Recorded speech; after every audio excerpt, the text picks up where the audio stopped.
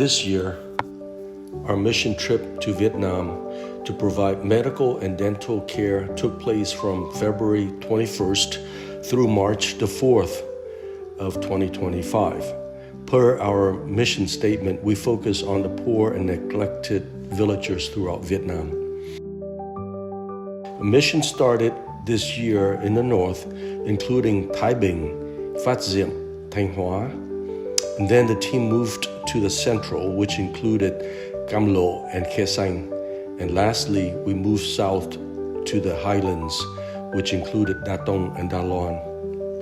With the 35 volunteers on this year's mission, we had ample staffing for all workstations: 5 pharmacists, 2 doctors, 5 dentists, 23 helpers, and logistics.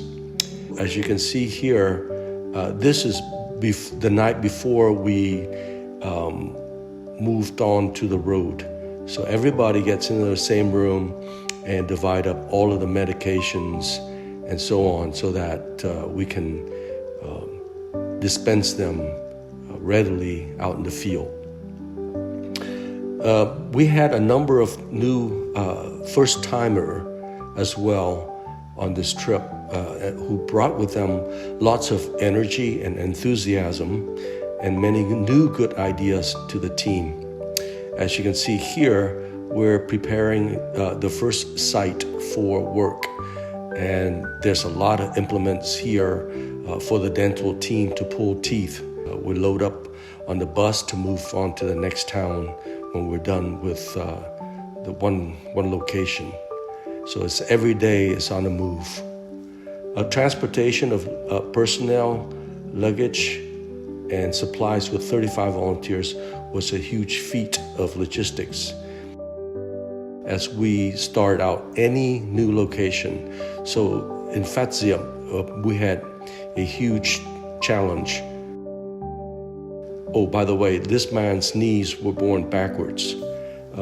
Huge challenge in crowd control, but we managed to, every single time, work together as a team to gain control and provide good, smooth flow. So you could see that the younger people are really out there working in the field, and all we have are children, babies, and elderlies who come to our clinic. It's unfortunate, but that's just the way it goes.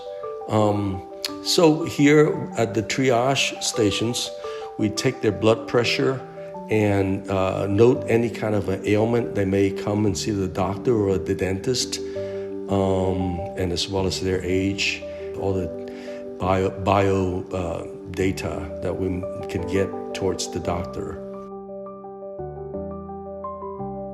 Everywhere we go, we have to divide up the different workstations, and the dental team takes up the most space because we have not only the setup for the implements to pull teeth, we also have an area where we do cleanup and sterilization. And then, of course, the doctors will have their station to see the patients, and of course, crowd control and triage. Here, the doctors are seeing patients. Each space is unique to the location. And here we have dental, where sometimes we have to lay the patient down to pull their teeth. That's all we could do, because at these places, there are abscesses that we have to remove and then suture up. And the best thing that we could do is just to remove the decaying teeth before it gets infected and becomes more complicated. We don't really have any equipment for doing filling or anything else. And like I say, removing abscess and suturing up is the best we can do, and then give them amoxicillin to take care of their infection. Lots and lots of teeth. We pulled up the teeth up to like 200 patients at one location. After pulling teeth, the tray of dirty implements are brought to the sterilization team where we do the washing and sterilization fluid and then drying. And then at the end of the night, we autoclave with a pressure cooker. For lunch, the local, they typically prepare us a simple meal, but this one looks a little bit, really, really delicious. But like I say, the dentists, they simply work right through lunch.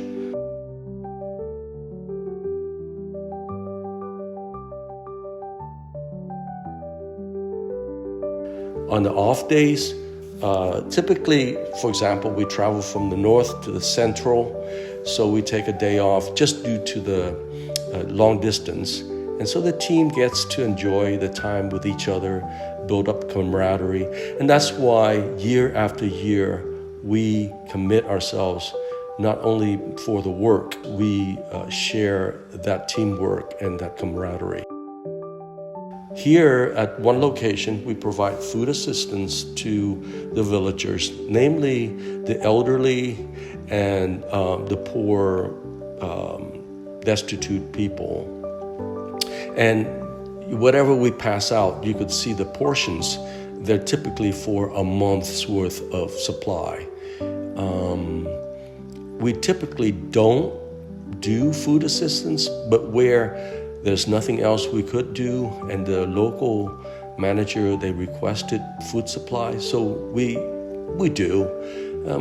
It takes up to about 5 to 10% of our annual budget in terms of projects.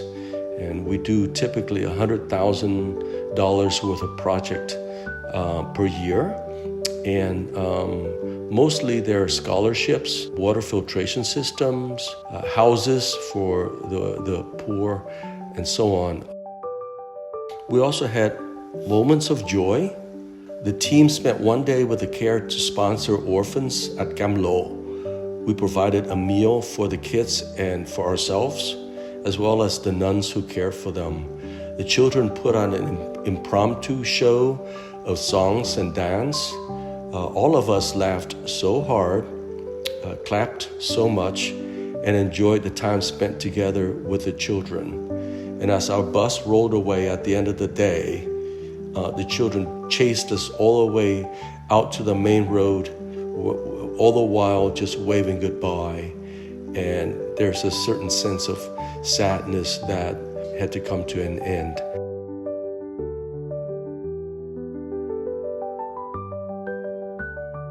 Everybody has a good reason to be on the trip. We have a large number of first-timers who all expressed that the mission trip made a huge impact on them, how they love to serve the villagers, and they want to come back for a future mission. It also demonstrated that we share the same goal, same work ethics, and camaraderie. And we have a strong team to serve all the villagers.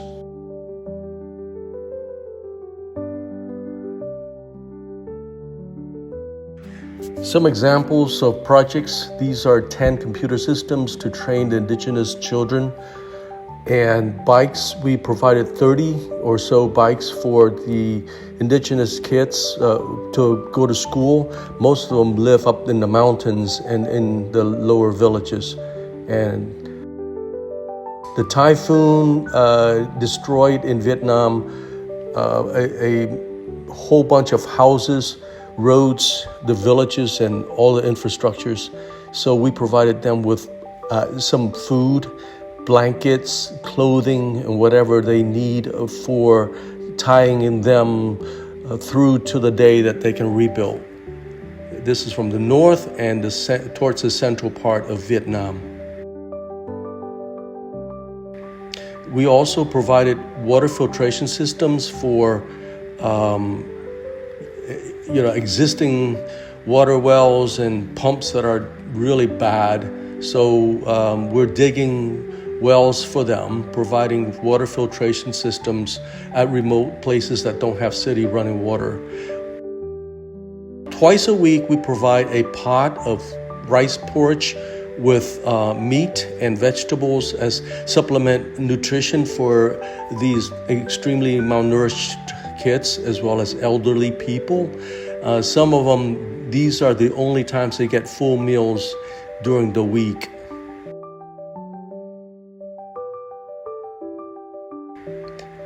They're poor. They live in houses that are, dirt floors. Sometimes the children don't have clothes. The kitchen is mostly cold. You will see the rice pots being empty, but this is what they have. So we built some houses for some of these folks that are, really this bad off.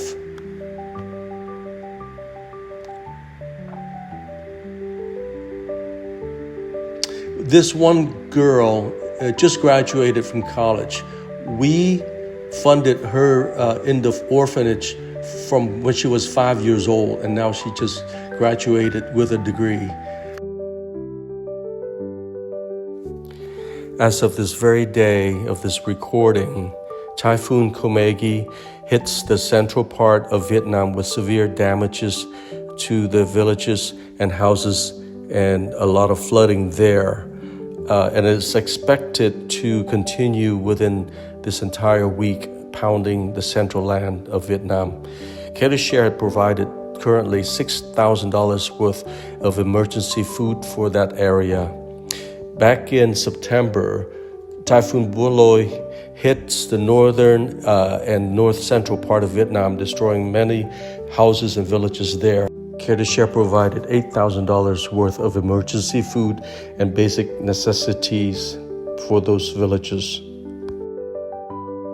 So we'll move on to our financials and the projects list for 2025.